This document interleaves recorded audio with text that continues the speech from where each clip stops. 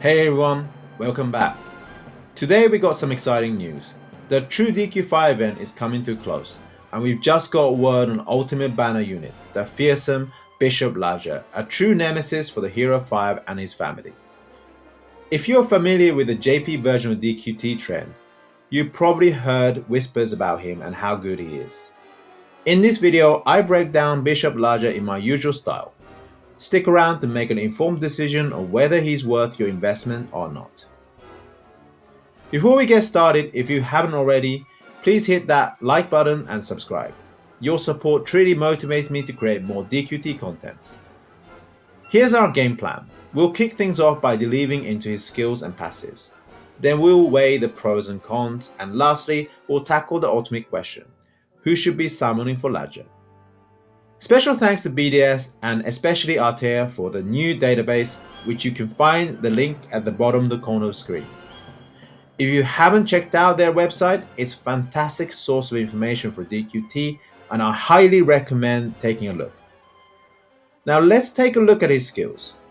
First, there is his most potent DPS move, Killer Frizz.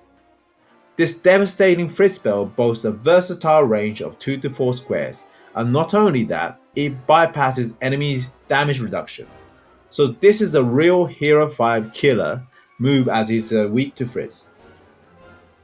Next in line, we have a broad fan-shaped martial attack that not only deals decent damage, but also inherits attributes from PMS, Pull Skill, and Doru Aura that reduces the healing effect of Dragonoid Baran. Already sounding too good to be true, right? Well, expect this to be your go-to skill in many situations. Last on the list is Kidnap. This is a martial skill that deals no damage, which makes it a sure hit skill. It draws units 3 spaces closer, but also carries a high chance of inflicting a paralysis, making it an invulnerable utility skill. Again, this would work perfectly on Hero 5 turn 2. I think we are seeing a pattern here. Now I'm sure you all agree that Ladja's skills are impressive, but his passives are real game changer too. First up, a passive similar to Sarah Manslayer. Auto Heal. When his HP drops below 70%, he regenerates 50% of his HP and also gains a 50% boost to martial and spell damage for 1 turn. So if you're up against him, don't just scratch the surface, go all in and take him out. Or he can return with a devastating counterattack for vengeance. Speaking of taking him out, however, Ladja's remaining passives make that a real challenge. He starts with Battle Start buff that cranks up his agility and evasion by 2 stops. This means his evasion rate is at least 40%.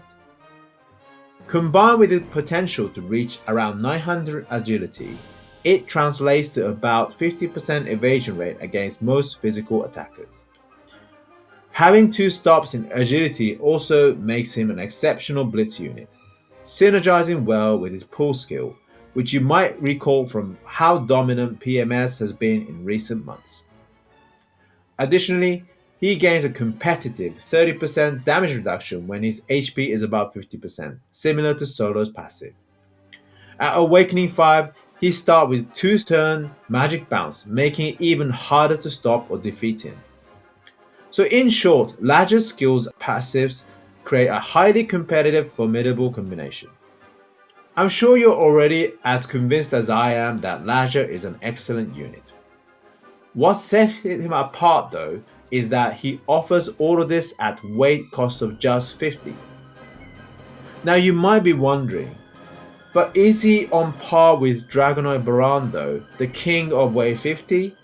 Well, that's a very good question. Let's compare. Ladja's HP is actually comparable to Baran with only about 60 HP difference. Adding Ladja's superior 30% damage reduction, one could say that he's more resilient at the game start. Ladja's lower defense might seem like a downside, but it is compensated by his 2-stop evasions, making him actually more favorable against physical attackers. With double evasion and bounce, Ladja's resilience at least matches, if not surpasses, Dragonoid Baran's. But let's not forget their HP restoration abilities.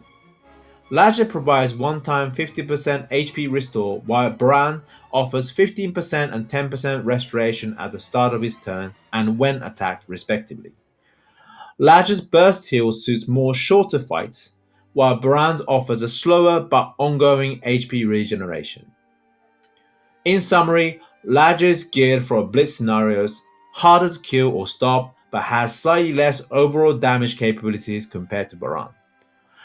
Baran is a better for a solo play, more consistent damage source, but is more vulnerable to status effects and some damage types. However, let's not forget that they are both at an impressive level compared to other units in this weight group.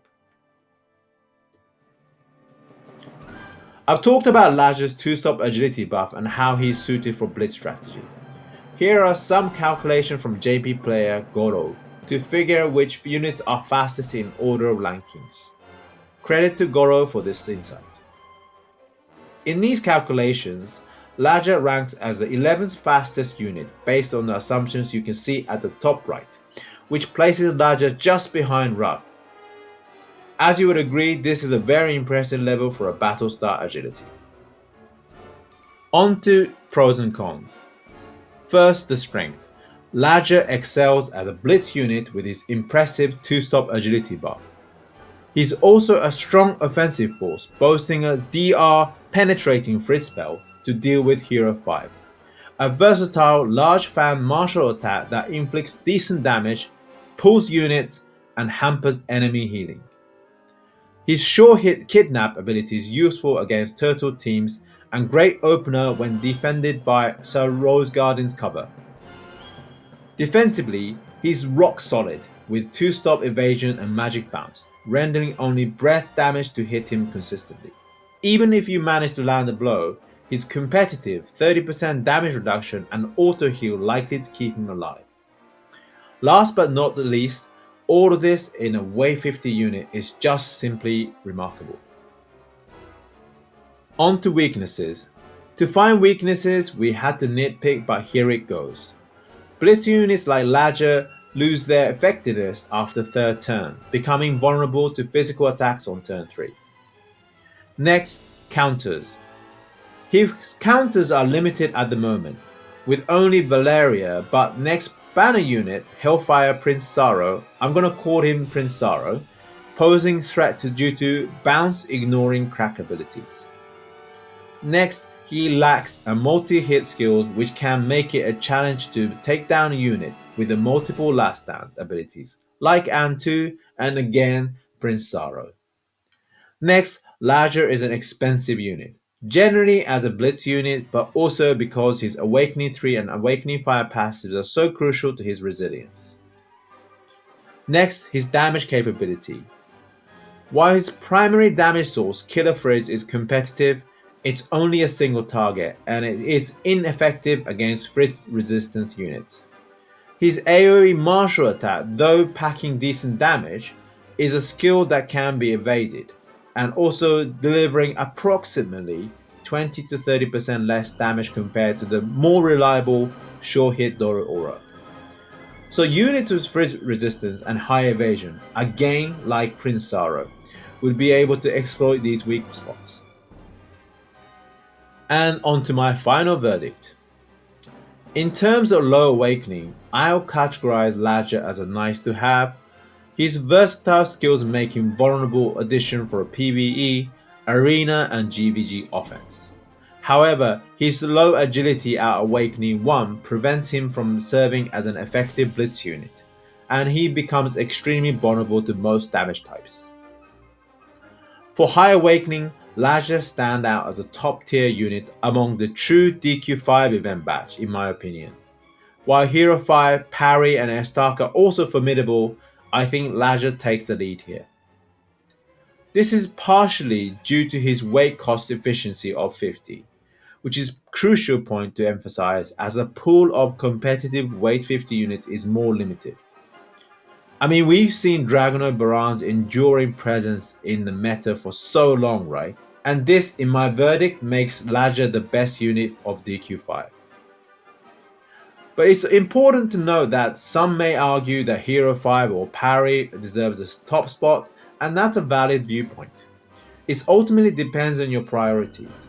Ladja is heavily focused on Blitz PvP playstyle, while Hero 5 is well-rounded unit suitable for various contents and different PvP strategies. Speaking for versatility, S-Star could also come second in that regards. So take this with a pinch of caution that these ratings are subjective and really based on my research of JP Meta, and ultimately preference depends on what content you enjoy the most and your playstyle. I have to say these were very hard to put them in ranking. As a final note, Ladja's element is good fit for Woodwind and potentially a beneficial for Pakuso if you can leverage his martial attack or target some frizz wig units on that stage, which are also quite common. Once again, thank you for watching the detailed guide to the end. Please like and subscribe to show love for the channel and keep this content engine running strong. Catch you in the next one.